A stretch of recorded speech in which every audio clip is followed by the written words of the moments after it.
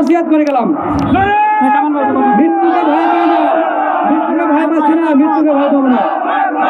প্রতিটি সদস্য একজন সহযোদ্ধা, প্রতিটি সদস্য হচ্ছেন একজন প্রধান সমন্বয়ক। এক নাইমুল ভাই কারাগারে, প্রত্যেক নাইমুল ভাই সবার অন্তরে অনুরোধ থাকবে, রিকোয়েস্ট থাকবে, আপনাদের প্যাশন বাস্তবায়ন না করে, নাইমুল ভাইকে মুক্ত না করে আমরা কেউ স্থান যাবো না, স্থান ত্যাগ করবো না।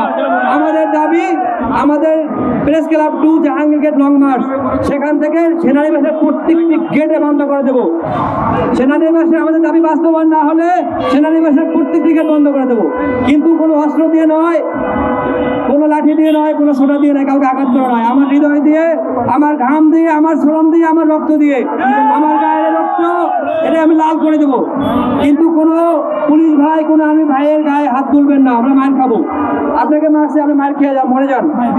আমার মধ্যে 5 জন লোক মারা গেলে কোনো সমস্যা নাই, কিন্তু আমার রক্তের বিনিময়ে, আমার লাশের বিনিময়ে, আমার মৃত্যুর বিনিময়ে যদি শত সহস্র লোক পেনশনের আওতায় আসেন, দাবি বাস্তবায়ন হয়, সেটাই হবে আমার স্মরণ সার্থকতা। ভালো থাকুন সবাই, আসসালামু আলাইকুম। ভিতরে যাচ্ছি।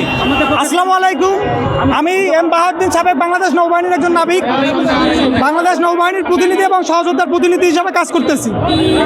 আমরা সেনাবাহিনীর প্রতিনিধি দল চলে আসছে, 3 সদস্যের প্রতিনিধি দল, তাদের সঙ্গে কথা বলতে যাচ্ছি। আমাদের যদি বের হতে লেট হয়, আপনারা মিডিয়া স্বতঃস্ফূর্ত থাকবেন, কারণ সেনাবাহিনী ইতিমধ্যে অলরেডি আমাদের 7 জনকে গুম করে ফেলছে। তো ওই জায়গা থেকে আমরা যে গুম হব না, এর কোনো নিশ্চয়তা নাই। দয়া করে আপনাদেরকে সাক্ষী রেখে আমরা ভিতরে গেলাম। যদি আমাদের বেরোতে লেট হয়, তাহলে আপনারা সোশ্যাল মিডিয়া থেকে শুরু করে সকল মিডিয়া প্রচার করবেন।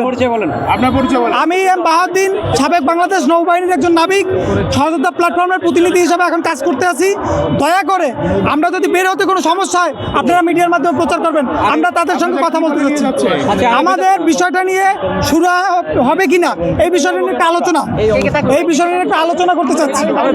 3 জন ব্যক্তির একজন ব্যক্তি হচ্ছে ভাইয়া, একজন ব্যক্তি হচ্ছে আমি সার্জেন্ট কামাল, আমি সার্জেন্ট কামাল বাংলাদেশ সেনাবাহিনী, আর আমাদের সাথে যাবে কর্পোরাল আনোয়ার বাংলাদেশ সেনাবাহিনী। আমরা 3 জন ব্যক্তি যদি কোনো কারণে আসতে দেরি হয় বা কোনো কারণে খোঁজ না পান, তখন আমরা মিডিয়া প্রচার করব। আমরা 3 জন ভিতরে যাচ্ছি, ঠিক আছে?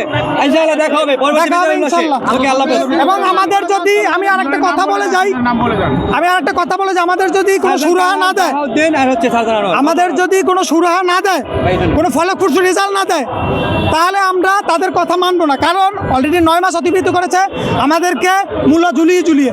সুতরাং তাদের এই মূলা ঝুলানো কথা আর আমরা মানবো না। ইতিমধ্যে আমরা আমাদের জানমালের নিরাপত্তা চাচ্ছি। যে কোনো মুহূর্তে আমাদেরকে গ্রেপ্তার করে মিথ্যা অপবাদ দিয়ে, আইএসপিআর এর মতো একটা জায়গায় আমাদের নামে একটা মিথ্যা অপবাদ দিচ্ছে। তো তাদের লিখিত নিয়ে আমরা এবং সাংবাদিকের সামনে এই বিষয়টা তারা প্রকাশ করবে, না প্রকাশ করলে আমরা মানবো না। আপাতত ভিতরে যাচ্ছি, এই বিষয়টা আপনারা আপনাদের মাথায় দিয়ে গেলাম। একটা বিষয় আছে যে শিক্ষি কোথায় ঠেকসিতে দেয়। গতকালকে আমার প্রধান সামনে নাইমুল ভাইকে গ্রেপ্তার করেছে, সেটাও আইএসপি কর্তৃক প্রচার করেছে। আজকে সকালে আমরা জাহাঙ্গীরে আন্দোলন করতে পারবো না, আইএসপি কর্তৃক প্রচার করেছে। তো আজকে আমাদের কি আলোচনা হবে সেটা আইএসপি কর্তৃক প্রকাশ করবে, তারপর আমরা আন্দোলন প্রচার করবো ইনশাআল্লাহ।